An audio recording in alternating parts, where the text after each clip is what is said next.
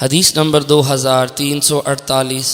حضرت ابو سعید خدری رضی اللہ عنہ بیان کرتے ہیں کہ حضرت علی کرم اللہ وجہہ نے یمن سے رنگے ہوئے چمڑے میں سونا بھیجا جس سے مٹی الگ کی گئی تھی۔ فرماتے ہیں آپ نے اسے 4 آدمیوں یعنی عینیہ بن بدر، اقرا بن حابس، زید خیل اور چوتھے القمہ بن علاسہ کے درمیان تقسیم کر دیا، یا عامر بن طفیل چوتھے تھے۔ تو آپ کے اصحاب میں سے ایک شخص نے کہا ان لوگوں کی نسبت ہم زیادہ حقدار تھے۔ فرماتے ہیں یہ بات نبی اکرم صلی اللہ علیہ وسلم تک پہنچی تو فرمایا کیا تم مجھے امین نہیں سمجھتے؟ میں تو اس کا امین ہوں جو آسمانوں میں ہے، میرے پاس صبح و شام آسمان کی خبر آتی ہے۔ راوی فرماتے ہیں ایک شخص اٹھا جس کی آنکھیں دھنسی ہوئی تھی، رخسار اٹھے ہوئے تھے اور پیشانی ابری ہوئی تھی، داڑھی گھنی تھی، سر منڈا ہوا تھا اور تہبند پنڈلیوں سے اوپر تھا۔ اس نے کہا یا رسول اللہ، اللہ تعالیٰ سے ڈریں۔ آپ نے فرمایا تیرے لیے ہلاکت ہو، کیا میں زمین والوں میں سب سے زیادہ اللہ تعالیٰ سے ڈرنے کا حقدار نہیں؟ پھر وہ شخص پیٹھ پھیر گیا